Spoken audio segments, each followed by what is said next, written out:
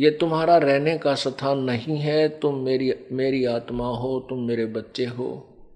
तुम अपनी नालायकी के कारण इस काल के जाल में फंस गए हो और इस काल ने आपके साथ बहुत भयंकर धोखा किया हुआ है। आपको भ्रमित करके अज्ञान अंधेरे में रोका हुआ है। मैं तुम्हें ये तत्व ज्ञान रूपी टॉर्च देने आया हूं। इसकी रोशनी में तुम अपने घर आ जाओगे। उसके लिए परमात्मा स्वयं भी आए हैं, फिर अपने एविडेंस बनाए हैं, अपने गवाह तैयार किए हैं, ताकि इस बिचली पीढ़ी के समय में ये प्यारी आत्माएं अपने परमात्मा को पहचान सकें, अपने पिता को पहचान सकें। जैसा कि परमात्मा हमें बताते हैं कि सर्व सोने की लंका होती रावण से रणधीरम। अब हमने यहाँ के उद्देश्य बना रखा है, क्या टारगेट बना रखा है? जन्म होते ही जब बच्चा समझने जोगा हो जाता है तो आसपास घर में या रिश्तेदारी में या अपने को मित्र प्यारों की सोसाइटी में एक बात की घूटी पिलाई जाती है, भाई उसने इतना कोठी बना ली, उसने कार खरीद ली, उसने ऐसे 20 एकड़ जमीन बना ली। तो हम केवल वो माया जोड़ने की दौड़ में लग जाते हैं और एक होड़ बन जाती है। और काल का ये सबसे आसान दाव है कि ये जीव अपना जीवन बर्बाद कर दे जब इसको मानुष जीवन मिले, और ये ऐसे ही डरे ढोने में लगा रहे। अब इसको पता है काल को कि ये मान लीजिए कोठी बना लेता है या कहीं से 2 नंबर 3 नंबर का काम करके माया जोड़ लेता है, धन इकट्ठा कर लेता है, पता उसको कहाँ ले जाएगा, यहीं छोड़ जाएगा, अपना जीवन बर्बाद करेगा। ये सबको मालूम है, जिसके पास अरब और खरबों की संपत्ति है वो भी 2 रोटी खाता है, अर्थात 2 समय खाना खाता है। कोई 4 रोटी खा ले, कोई 6 खा लेगा, कोई 2, सिर्फ इतने से ज्यादा नहीं। और वो परमात्मा अवश्य व्यवस्था करता है क्योंकि उसके भाग्य में है। उसके अतिरिक्त हम जो भी समय व्यर्थ करते हैं संपत्ति संग्रह करने में, संतान के लिए व्यवस्था बनाने, विशेष व्यवस्था, संतान की व्यवस्था बनाने के लिए प्रभु ने मना नहीं किया, लेकिन हम परमात्मा को भूलकर केवल मकान महल बनाने में ही अपना जीवन व्यर्थ कर देते हैं। उसका उदाहरण दिया कितना साधारण सा, कि आप कितना सोना इकट्ठा कर सकते हो, 10 ग्राम 20 ग्राम, कोई मर पड़ कर 50 ग्राम, कोई 100 ग्राम, यानी 10 तोड़े। और कुछ ज्यादा सेठ होगा तो एक मान ले 1 किलोग्राम कर लेगा, तो बहुत बड़ा सेठ समझता है अपने आप को। नहीं, कबीरा सब जग निर्धना, वो धनवंता ना कोई, धनवंता सो जानियो जिस पर राम नाम धन होए। होए सर्व सोने की लंका होती रावण से रणधीरम। इसने क्या नाम, रावण ने तो सोने की लंका बना रखी थी, अपने महल बना रखे थे सोने की ईंटों के, और कहते एक पलक में राज विराजी, मृत्यु होगी युद्ध में और राज रहित हो गया, राज विराजी। और फिर क्या हुआ कि जम के काल के पड़े जंजीरम, कितना गधा बनेगा कितना खच्चर बनेगा, वह सोने की लंका लूट ली दुनिया ने, वो उसके पास रहा नहीं। और 1 लाख पूत 1.25 लाख नाती। आज किसी का 4 लड़के हों और चारों नौकरी लाग जाए तो काक पीटता अंडा है, हो पता नहीं क्या हो गया। और कहते, और फिर नंबर आ जाए उनकी मृत्यु का, टक्कर मार मार कर होता है। भाव ये नहीं है परमेश्वर के कहने का कि संतान ना हो या मकान आदि ना बनावे। इन सबको समझा करके परमात्मा यही बताना चाहते हैं कि राम नाम ने मत छोड़ भाई, परमात्मा की भक्ति मत भूले, बाकी तो जो अपने व्यवस्था निर्वाह के लिए जो तूने करना है वो करता रहे। उसके लिए उदाहरण देते हैं, जिसके संतान नहीं है वो कहे भगवान एक संतान हो जाए, बस दूसरी चीज नहीं मांगता, मुक्ति नबी बाढ़ में जाओ, उसके लिए उसने एक संतान पुत्र चाहिए, पुत्री है वो भी नहीं होगा, पुत्र मिल जाए। तो ये क्या किसका दोष है? ये काल ने जाल फैला रखे। मान लीजिए हमारा कोई भक्त बहन बेटी भाई इस ज्ञान से दृढ़ होना चाहता है, वे ठीक है, भगवान ने जो दे रखा है वो हमारे हित में ही है, ना देते वो भी हमारे हित में है। ये तो बिल्कुल हार्ड एंड फास्ट और परमात्मा का सही नियम है कि जो मालिक दे वो हमारे हित में है। ये तो हमने पल्ला गांठ लगा लेनी चाहिए। फिर भी जैसे हमारे भक्त तो मान जाते हैं, लेकिन पड़ोसी अड़ोसी घर में बुढ़िया सासू ससुरा वो ज्ञान से अपरिचित हैं, वो कुछ न कुछ इंजेक्शन लाते रहते हैं उस बच्चे के। एक जातक तो चाहिए था, बता तेरा वंश के ऊपर चलेगा। अब वो बेचारे फिर परेशान हो जाते हैं। फिर नाम ने परमात्मा चाहते हैं कि मैं इसको मुक्त करूं, इसका पीछा छुटवा दूं, इसलिए डिले कर देते हैं कि इसको संतान ना दूं, इसका फांसी गल जाएगी। लेकिन नहीं रुका जाता, फिर कि तो झाड़े लुआन चले जाए, कि तो छोरे होने की दवाई लेने चले जाएंगे। परमात्मा का नाम तो कट जाता और वहां मिलना कुछ को नहीं। ऐसे ब्रान माटी और करवा लेते हैं। तो ये ज्ञान इसलिए दिया जाता है कि आप इस ज्ञान के आधार पर संघर्ष करके अपना पीछा छुटवा सकते हो। इसलिए परमात्मा ये बताना चाहते हो, मान लीजिए तेरा एक संतान हो भी जाएगी तो तेरा वंश चल जाएगा ना। तो उस कृष्ण का वंश की तरह ढूंढा पा रहा, ना उन रामचंद्र का वंश की इच्छा, ना उन पांडुआ का वंश की तरह ढूंढ लो पा जाता तुमने। और रावण का वंश बता दो जिसके 1 लाख पुत्र थे, 1.25 लाख रिश्तेदार, 101 बलि थे। कहते हैं उस रावण का आज दीवान बाती, उसका वंश तो दूर रहा, उसके उन महलों में को दीपक लगाने वाला भी नहीं रहा। इसलिए परमात्मा इस सारे ज्ञान को समझा कर हमें क्या बताना चाहते हैं कि मन तू सुख के सागर बसरे, भाई और न ऐसा यसरे। अब एक और जाल काल का। अब जैसे किसी का संतान नहीं होती, कोई बेटी बहन के हैं, और वो फिर बस इससे तड़फ में मर जाए, भगवान एक संतान ना हुई, मेरे बालक हो जाते, न हो जाता, फिर वो मर जाती है। मरते समय भी वो औरों की संतान को देखती है, उस समय वृद्धा होकर के, और फिर भी न्यों कहे भगवान मेरे भी आज बच्चे होते थे, मेरे बेटे चौगरदा खड़े चारों तरफ खड़े होते हैं। वो मरने के बाद उसने सूरी बना देता है। ये काल उसको सूअर की जूनी देता है, सूअर की योनि में वह सूरी बनकर के एक ही बार में 18 बच्चों को जन्म देती है। अब काल खड़ा खड़ा हंसता ले कितने बच्चे चाहिए, इतने 18 एक बार पैदा करती है। ऐसी दुर्गति ये काल हमारी कर रहा है, इसको कोई रहम नहीं। लेकिन हमारे पिता परमात्मा पूर्ण ब्रह्म सत्य पुरुष कबीर जी रोते रहते हैं हमारे इस दुख को देख, क्योंकि हम सभी, चाहे आज कोई हाथी बना है, चींटी बना है, कोई रंक बना है, राजा बना है, किसी भी मजहब धर्म में मानव बना है, ये सब आत्मा एक ही परम पिता की है। और जिसके बेटा बेटी हो और उनको कोई कष्ट हो, उसी निज माता पिता को ही कष्ट होता है। अन्य रिश्तेदार तो अस्थायी कुछ समय के लिए ही आते हैं और थोड़ा सा दुख व्यक्त करके अपना अपना रास्ता नाप जाते हैं।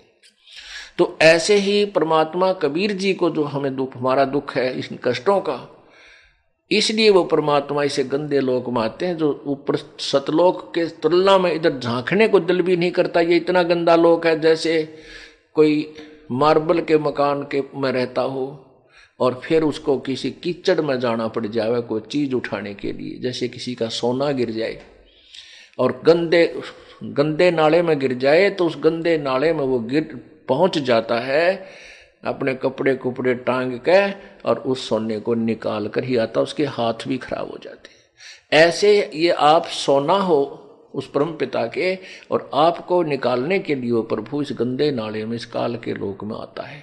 और हम फिर भी परवाह नहीं करते, हमें उठा करके किनारे पर रखता है, दूसरे को उठाने जाता है, इतने वापस फिर उसी में गिरे मिलते हैं। हम ऐसे बच्चे हैं, अबोध बालक हैं। तो हम समझदार बनेंगे इस तत्व ज्ञान से। इस तत्व ज्ञान को समझकर हम फिर इस गंदे नाले में फिर नहीं गिरेंगे। इसलिए आपको तत्व ज्ञान से परिचित कराया जा रहा है। जैसा कि इन अज्ञानी संतों ने, ऋषि महर्षि, जो कथित महर्षियों ने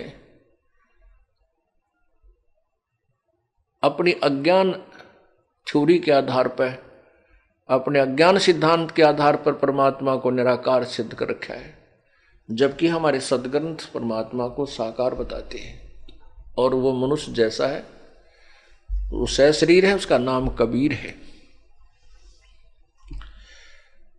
कल आपको प्रमाणित करके दिखाया था कि पवित्र कुरान शरीफ, पवित्र बाइबल ने, दोनों पवित्र सदग्रंथों ने रल मिल के सिद्ध कर दिया कि मनुष्य परमात्मा मानव सदृश है, वो सशरीर है, मनुष्य जैसा है, और उसका नाम कबीर है।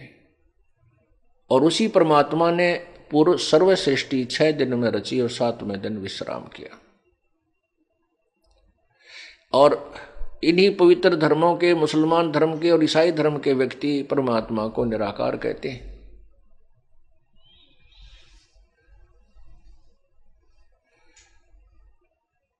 अब आपको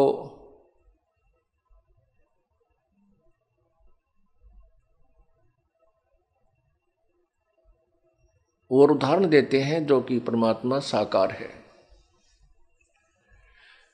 जैसे पवित्र सिख धर्म के अंदर परमात्मा को निराकार कहते हैं, और वो कहते हैं, गुरु नानक देव जी ने कहा है, तू ही एक निरंकार, निरंकार, निर्भय, निर्भव, ये पूरा एक मंत्र सा है, अकाल मूर्त, अकाल पुरख। तो वो जो है, उन्होंने वो नानक साहब जी ने जब तक परमात्मा प्राप्ति नहीं हुई थी, तब तक वो जैसा भी लोकवेद सुना हुआ था हिंदू समाज में, वो परमात्मा को निराकार कहा करते थे। और जब उनको परमात्मा प्राप्ति हुई, तब उन्होंने परमात्मा को निराकार नहीं कहा। तब उन्होंने क्या कहा? फाई सूरत मुलुक की वेश, ए ठगवाड़ा ठगी देश, खराब सियाणा भोता भार, ये धानक रूप रहा करता। परमात्मा कबीर जी को सत्यलोक में देखा, फिर वही मूर्त, वही सूरत बनारस के अंदर एक धानक का काम करते हुए, जुल्हे का काम करते हुए देखा। तब आंखों में आंसू भर के उस प्यारी आत्मा नानक साहब ने कहा था कि धानक रूप रहा करतार, लोगों ये धानक रूप रहा करतार, ये बैठा, ये परमात्मा है। फिर उन्हें उसको निराकार नहीं कहा, सतपुरुष अकाल मूर्त कहा, वाहे गुरु कबीर जी के विषय में ही कहा।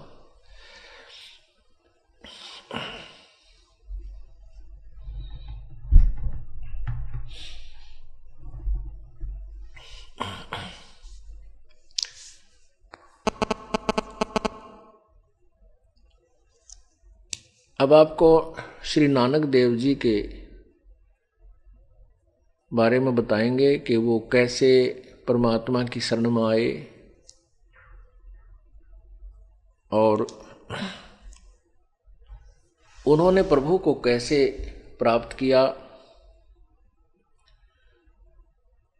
नानक साहिब वाली आत्मा सतयुग में राजा अम्बरीश थे। राजा अम्बरीश बहुत ही प्रभु प्रेमी और बहुत ही धर्मी पुरुष था। वो विष्णु जी के उपासक थे और सच्चे दिल से प्रभु भक्ति में लगे हुए थे। जैसा भी उनको किसी गुरु ने रास्ता बताया था, वो उसी आधार पर अपनी साधना किया करते थे। एक दिन दुर्वासा जी आए। दुर्वासा जी ने देखा कि अम्बरीश जी एकादशी को उन्होंने आहार नहीं किया हुआ था, एकादशी को आहार नहीं किया था।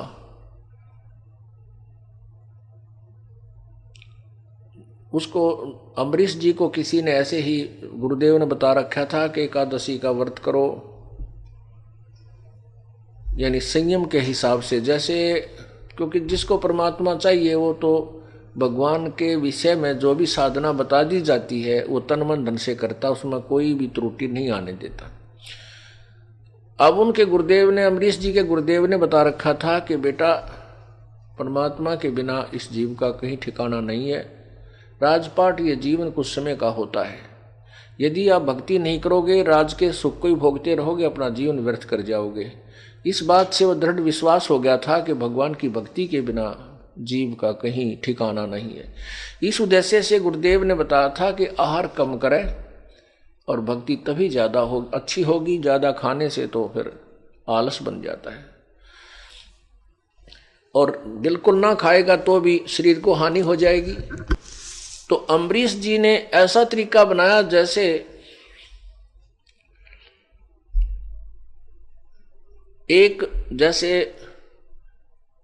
एकम को मान लीजिए 10 रोटी खाता था, तो अगले 10 रोटी खाता था, तो अगले दिन द्वितीया को वो 1 कम कर देता था। ऐसे करते करते एकादशी को वो कुछ नहीं खाता था, केवल जल लेता था। ऐसे वो उसी दिन, वो एकादशी का दिन था और दुर्वासा जी आ गए। दुर्वासा जी से उन्होंने कहा कि आओ ऋषिवर भोजन पालो।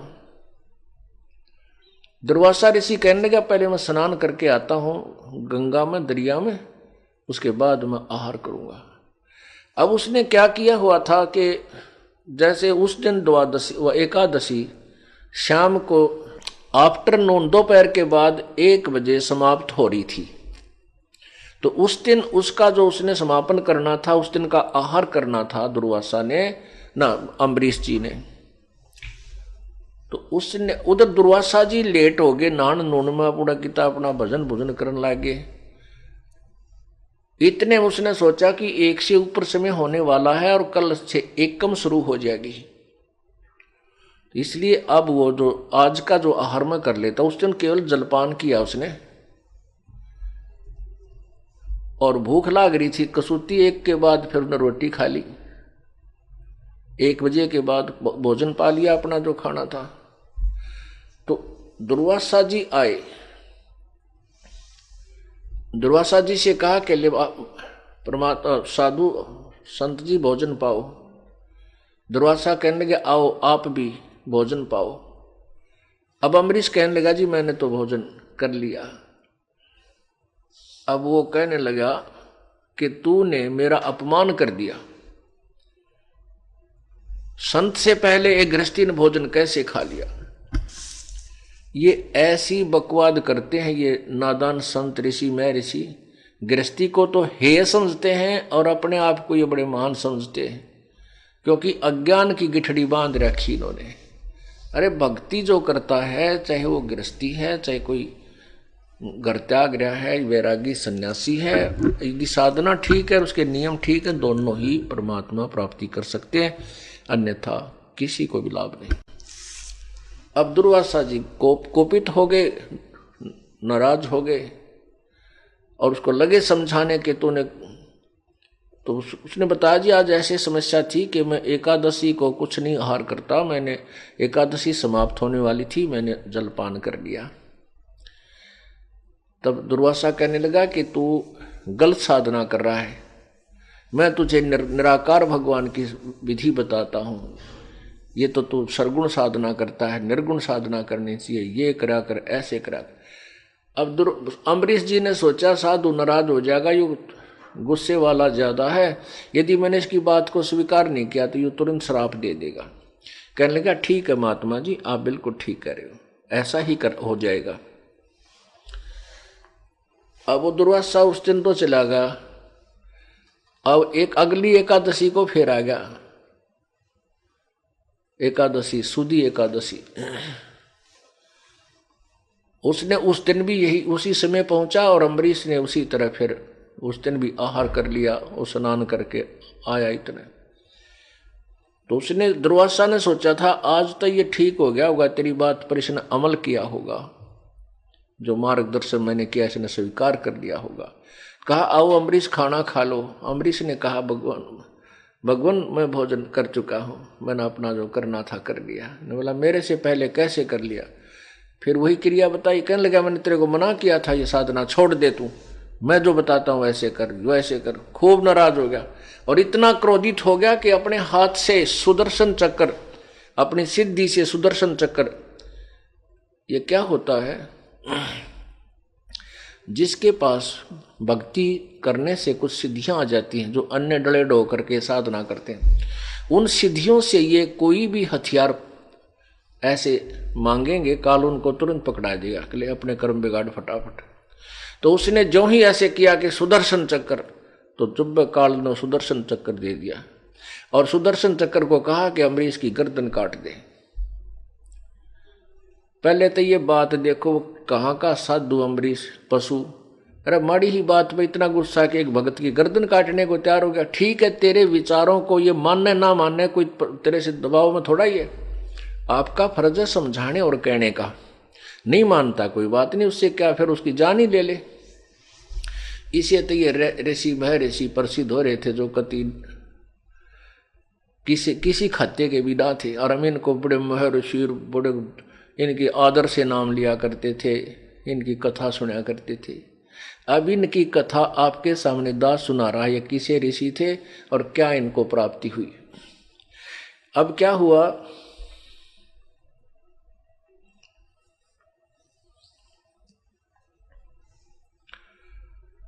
अब वो सुदर्शन चक्र वहां दुर्वासा के हाथ से चला और अम्बरीश के चरण छू लिए, गर्दन नहीं काटी। राजा अम्बरीश के उस गृहस्थी के चरण छुए और वापस चल पड़ा। अब दुर्वासा की तरफ चल पड़ा कि तुझे खत्म करूंगा। अब दुर्वासा कहता अंडी पाक रहा था, गुस्सा था, कहते दुर्वासा के सामने कोई बोलने वाला नहीं था, इतना क्रोधी सिद्धि बात। अब वो उसकी वह जो है ना सिट्टी फिट्टी गुम होगी, अब ये सुदर्शन तुझे मारेगा, भाग लिया, आकाश में उड़ गया सिद्धि ते। वो सुदर्शन चक्र फिर भी साथ साथ चल रहा है। पहले वो भगवान शंकर के पास गया, ब्रह्मा के पास गया। ब्रह्मा जी ने कहा भाई निकल जा जल्दी, मन मरवाओगा कि यहाँ पर क्या क्या पंगा पा दिया तने, जा तू यहाँ से और कितने भाग। फिर शंकर जी के पास गया। शंकर जी ने देखा कि तो भाई पड़वा माल छेड़ रखा है इसने, तो कहने लगा भाई भाग जाए यहाँ से, ऋषि जी मेरे पास मत आना, मरवाओगा मुझे भी। इंद्र के पास गया, इंद्र ने भी हाथ खड़े कर दिए, महात्मा जी कि तो और देख ठिकाना। तब वो विष्णु जी के पास गया, क्योंकि विष्णु जी के पास इसलिए नहीं जावा था कि वो अम्बरीश विष्णु का उपासक था, उसके भगत को तने तंग कर दिया, वहां जाऊं किस लिए। तब इंद्र ने कहा कि विष्णु जी के पास जा, तेरा पीछा छूट सकता है। अब विष्णु जी, अब ये लीला है प्रभु की। पुण्यात्माओं, गीता जी अध्याय नंबर 15 के श्लोक नंबर 16 और 17 को विशेष ध्यान रखना, इस तत्व ज्ञान रूपी अमृत ज्ञान को समझने के लिए। उसमें लिखा है कि क्षर पुरुष और अक्षर पुरुष, 16वें श्लोक में क्षर पुरुष और अक्षर पुरुष ये दो परमात्मा हैं, दो भगवान हैं, और इनके लोकों में जितने प्राणी हैं वो नाशवान हैं और जीवात्मा तो सबकी अविनाशी होती ही है। फिर 17वें श्लोक में कहा कि उत्तम पुरुष है तो अन्य, क्षर पुरुष ये ब्रह्म है काल, और अक्षर पुरुष ये परब्रह्म है जो 7 शंख ब्रह्मांड का मालिक है। 16वें श्लोक में 15वें अध्याय के में गीता जी में लिखा है कि उत्तम पुरुष है तो अन्य परमात्मा इति उदाहरते। वो उत्तम यानी पुरुषोत्तम अर्थात वो पूर्ण परमात्मा वास्तविक प्रभु तो ऊपर वर्णित दोनों भगवानों से कोई और ही है, अन्य ही है। और जो भगवान कहलाता है उसको भगवान कहा जाता है। और यह लोकत्रयम् अविषय विभर्ति अवय ईश्वर है, जो तीनों लोकों में प्रवेश करके सबका धारण पोषण करता है, वो अविनाशी परमात्मा है। तो वो जैसे आपने गीता जी अध्याय नंबर 15 के श्लोक प्रथम में पढ़ा कि ऊर्ध्व मूलम अधः शाखम अश्वत्थम प्राहु अवय, ये ऊपर को जड़ वाला उल्टा लटका हुआ संसार रूपी पीपल का जो वृक्ष है, वृक्ष रूपी समझो ये संसार है, जड़ जो पूर्ण परमात्मा है, तीनों गुण रूपी शाखाएं। तो जड़ से सबको आहार प्राप्त होता है, सर्वशक्ति प्राप्त होती है। अब ये सारा खेल कबीर परमेश्वर कर रहे थे। दुर्वासा जी का जो अभिमान था, वो कहते हैं ना, शेर ने सवा शेर भाई टक्कर जाया करे। तो दुर्वासा अपने इक्विवेलेंट किससे न नहीं मान रहा था। और फिर गृहस्थी को तो ये जो अनजान ऋषि महर्षि तो थोड़े से सन्यासी बन जा, घर छोड़ दे, लाल कपड़े पहने, दाढ़ी बढ़ा ली, और किधर छोटी मोटी कोई जंतर मंत्र की पुड़िया इनका हाथ लाग जा, कोई सिद्धि मिल जावे, फिर तो ये धरती तोल देते हैं। तो अम्बरीश की भक्ति के सामने वो सिद्ध पुरुष अब दौड़ा जा रहा है। आगे परमात्मा ने उसके साथ क्या किया।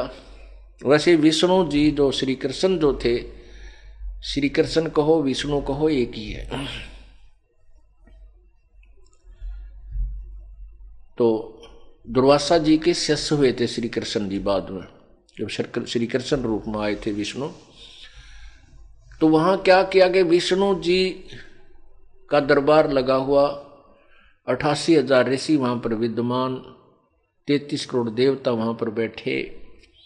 और दुर्वासा जी को जब सबसे ज्यादा तोब मानते थे वो, और दुर्वासा जी का आया पसीना देखा, दौड़ा आ रहा है आकाश से, और वहां दरबार के सामने नीचे उतरा और फिर भाग गया, और बीचों बीच डांग ठोक रहा है, वो पीछे देखकर फिर आगे भाग रहा है। तब सभी ये देख कर उसकी दुर्दशा, वो 88,000 ऋषि बहुत खिलखिला कर हंसे। अकाश तो बचो चौधरी साहब डांग ठोक रहा है, क्या बात होगी इसको। उन्होंने देखा पीछे मिराट बलतान लग रहा पूरा, उत्तरा गजब, ये तो सुदर्शन चक्र पूरा उग्र रूप धारण किए, इसको मारने के लिए चला आ रहा है। तो वहां बताते हैं कि जब श्री विष्णु जी का आसन सिंहासन के पास जाकर हाथ जोड़ता, मुझे बचा लो, मुझे बचा लो, तो वहां वो सुदर्शन चक्र 50-60 फुट की दूरी पर खड़ा हो जाता है, और ऐसे ही उग्र रूप धारण किए हुए है कि ये एक बार इस भगवान की इधर ना और इसने समारूं।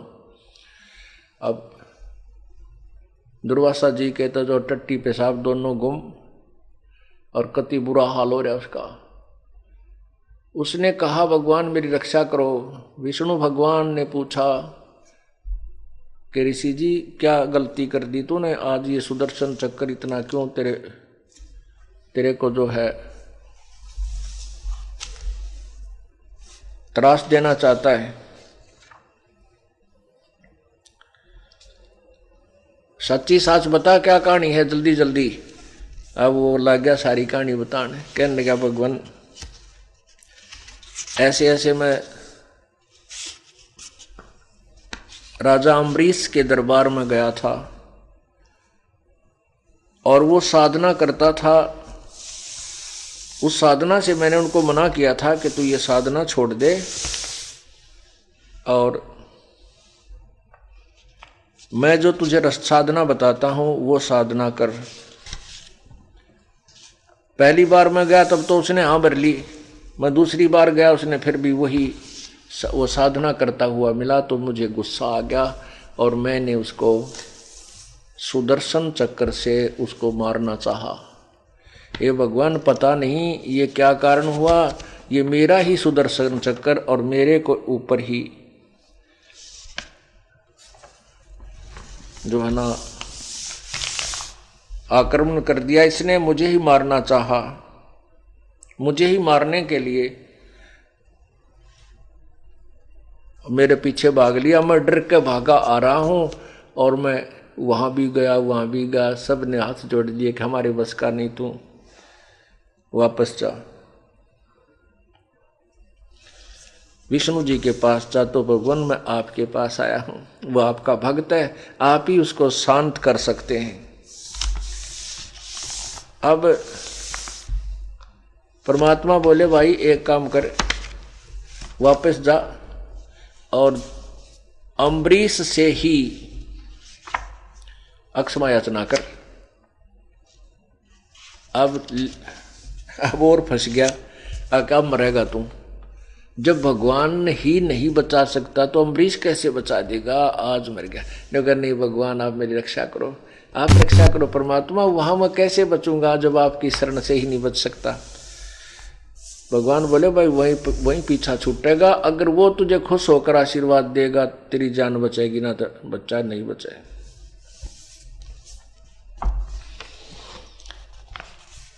पुण्यात्मा, ये सारी लीला कबीर परमेश्वर की थी।